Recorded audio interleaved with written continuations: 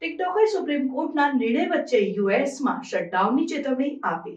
ટિકટોકે ચેતવણી આપી છે કે જો બાઇડન પ્રશાસન એશ્યોરન્સ ન આપે કે એપલ અને ગૂગલ જેવી કંપનીઓ પર પ્રતિબંધ લાગુ થવા પર અમલની કાર્યવાહી નહીં થાય તો રવિવારે યુનાઇટેડ સ્ટેટ્સમાં શટડાઉન થઈ જશે. આ પછી યુએસ સુપ્રીમ કોર્ટ દ્વારા રાષ્ટ્રીય સુરક્ષા કારણોસર ટિકટોક પર પ્રતિબંધ લગાવતી કાયદાને મંજૂરી આપવામાં આવી છે જો તેની ચીની પેરેન્ટ કંપની બાઇટડાન્સ તેને વેચતી નથી. શુક્રવારે સુપ્રીમ કોર્ટના એકમત નિર્ણયથી યુએસમાં ટિકટોકનું ભવિષ્ય જોખમમાં મુકાયું છે.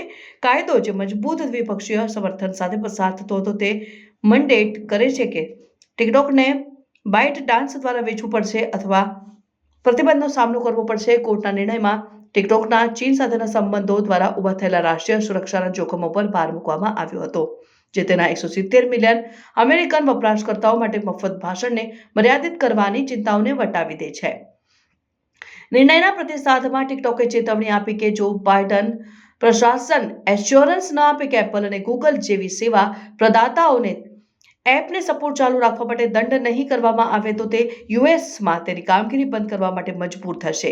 ટિકટોકના નિવેદનમાં પરિસ્થિતિની તાત્કાલિકતા પર ભાર મૂકવામાં આવ્યો હતો. જો આવા એશ્યોરન્સ વિના એપ 19મી જાન્યુઆરી શટડાઉન થઈ જશે. ટિકટોકના સંભવિત શટડાઉનનો તેના લાખો વપરાશકર્તાઓ અને તેના ઇન્ફ્રાસ્ટ્રક્ચરને સપોર્ટ કરતી કંપનીઓ પર મહત્વપૂર્ણ અસર છે. જો તેનો પ્રતિબંધ લાગુ થયા પછી ટિકટોકને સેવાઓ પૂરી પાડવાનું ચાલુ રાખે છે તો એપલ, ગૂગલ અને અન્ય સેવા પ્રદાતાઓને ભારે દંડનો સામનો કરવો પડી શકે છે. આ વપરાશકર્તાઓ અને કંપનીઓમાં અનિશ્ચિત અને તાત્કાલિકતાની ભાવના પેદા કરી છે. આ નિર્ણય રાજકીય પ્રતિક્રિયાઓને પણ પ્રેરિત કરી છે જેમાં રાષ્ટ્રપતિ ચૂંટાયેલા ડોનાલ્ડ ટ્રમ્પે સંકેત આપ્યો છે કે તે હસ્તક્ષેપ કરવાની અને પ્લેટફોર્મને બચાવવાની યોજના ધરાવે છે.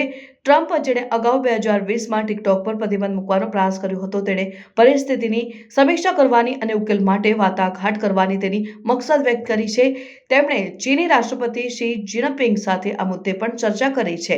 જેમ જેમ સમયમર્યાદા નજીક આવી રહી છે યુએસમાં ટિકટોકનું ભવિષ્ય અનિશ્ચિત છે.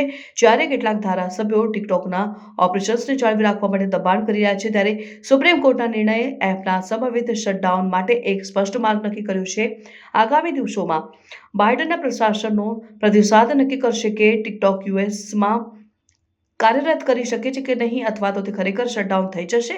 ટિકટોક સાથેની પરિસ્થિતિ રાષ્ટ્રીય સુરક્ષા ચિંતાઓ, મફત ભાષણને લાખો વપરાશકર્તાઓના હિતો વચ્ચેના જટિલ આંતરક્રિયાને હાઇલાઇટ કરે છે. જેમ જેમ સમયમર્યાદા નજીક આવી રહી છે બાઇડન પ્રશાસન અને આવનારા ટ્રમ્પ પ્રશાસન પર તમામ નજરો છે કે જેઓ આ પડકારજનક મુદ્દાને કેવી રીતે નાવ ચલાવશે.